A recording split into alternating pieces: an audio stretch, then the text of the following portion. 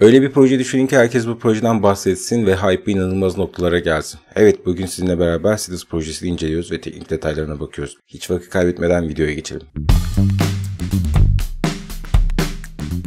Şimdi dostlar, her şeyden önce Sidus'un hype'ı öyle noktalara geldi ki sadece kıyaslamaya karar verdiğimizde aklımıza gelen tek projenin Star Atlas olduğunu söylemem gerekiyor. Üstelik biliyorsunuz Star Atlas'ın oynanabilir bir versiyonu yok ama Sidus'un bir demo versiyonu var. Arena'yı en azından tecrübe edebiliyorsunuz. Tabi bu da projeye listelenmeden önce sunulduğu için oldukça olumlu bir veri olarak bir tarafta duruyor. Tabi Sidus'un güçlü yanlarından bir tanesi de çok ciddi bir teknik ekibe ve sanat ekibine sahip olması. Bizler bunu hem web sitesinde hem de demo versiyonunda tecrübe edebiliyoruz. Tabi ekibi merak ederseniz hakkında kısmından detaylarına ulaşabilirsiniz. Ekibin oldukça kalabalık ve alanında uzman kişilerden oluştuğunu söyleyebilirim.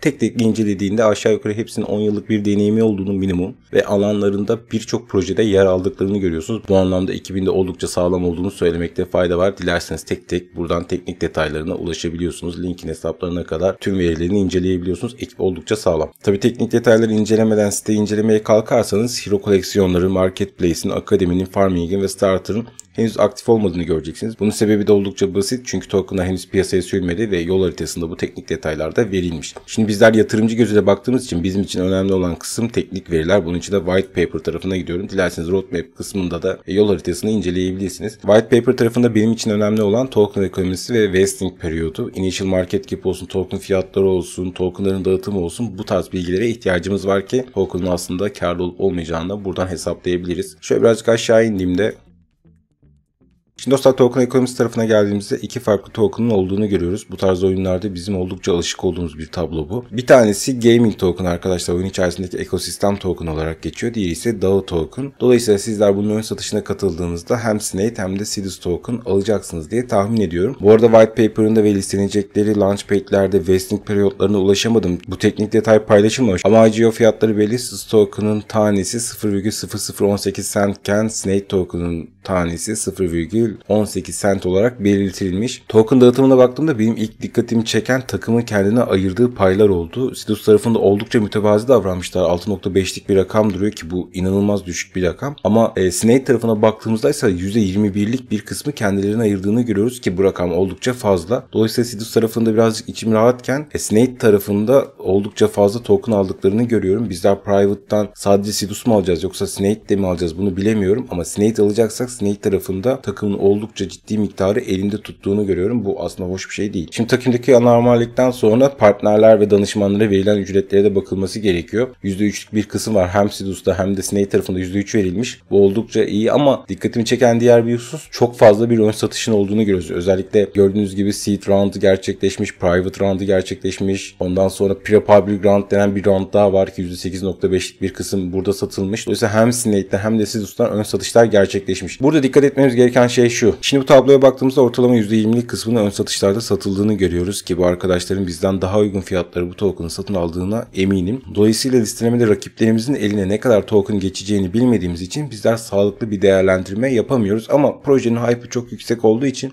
kolay kolay kimsenin satacağını düşünmüyorum. Ama dediğim gibi teknik açıdan değerlendirmek istediğimizde vesting periyotlarının bizim için ne kadar önemli olduğunu anlamakta fayda var. Çünkü bizler IGO'da belki 50, belki 60, belki de $100 alım hakkı elde ederken seed ya da private tarafında kişiler daha fazla sayıda token satın alabilir ve daha büyük meblağlara girişler yapabilir. Dolayısıyla sizin $50 token'ınıza karşı X bir kişinin 500 ya da $1000 belki de $3000 token'ından bahsediyoruz. Onun payının %3'ü ile sizin payınızın %3'ü arasında dağlar var. Dolayısıyla bunları değerlendirebilmek için bizim vesting periyoduna ihtiyacımız var. Ben bu video çekildiği esnada bu teknik veriye ulaşamadım ama bulursam şayet videonun açıklamalar kısmına ekleyeceğim dostlar. Onu da oradan mutlaka değerlendiriyor olalım. Projenin şöyle hype'ı var, projenin böyle hype'ı var deyip duruyoruz ama projenin gerçekten büyük bir hype'ı var. Bu kadar kısa sürede gördüğünüz gibi Twitter hesabı 183.000 takipçiyi geçmiş durumda. Telegram hesabına baktığımızda gördüğünüz gibi yaklaşık 90.000'lik bir takipçi sayısı olduğunu görüyoruz ki bu oldukça ciddi bir rakam. Yani projenin hem hype'ı hem de gerçek anlamda aktif takipçisine baktığımızda projenin çok iyi yerlere geleceğini söyleyebilirim. Hatta bununla ilgili ekip arkadaşlarımdan Hunter'ın söylediği bir söz var. Bu yeni bir Atlas Killer olabilir. Dolayısıyla projenin hype'ına kapılmış olan ekipler arasında ECI ekibinde olduğunu söyleyebiliriz. Şimdi dostlar, gördüğünüz gibi sosyal medya hesapları oldukça güçlü. Teknik tarafında inanılmaz bir ekip söz konusu ve token ekonomisi de aslına bakarsanız kabul edilebilir seviyelerde. Hype'ını düşünecek olursak token fiyatlarında oldukça iyi olduğunu söyleyebilirim. Vesting periyoduna ulaşamıyoruz ama onun dışında hype'ının her şeyi gölgelediğini söyleyebilirim. Hatırlayın, bu proje için Atlas Killer deniyor. Dolayısıyla çok büyük bir hype'la geldiğini de unutmamakta fayda var. Bu projeye yatırım yapabileceğiniz birkaç platform var. Bildiğim kadarıyla 15 Aralık'ta ve 8 Launchpad'de ön satışa çıkacak proje. Onu da görselini ekranlara koyarım.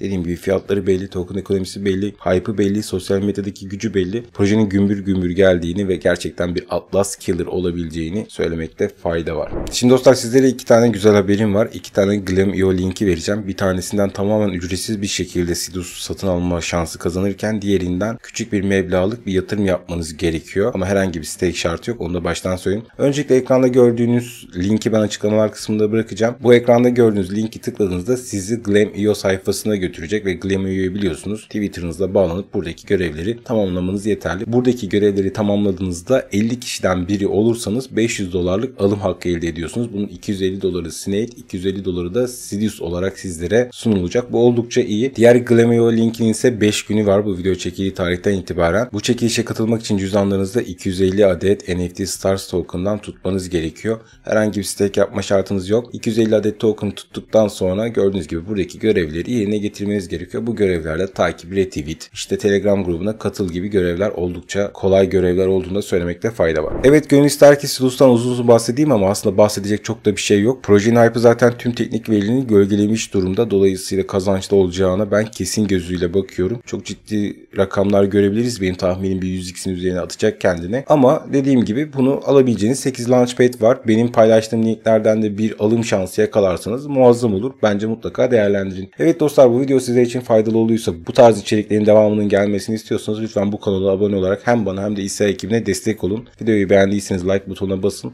Arkadaşlarınızla paylaşın. Bir sonraki videoda görüşmek dileğiyle. Kendinize iyi bakın. Hoşçakalın.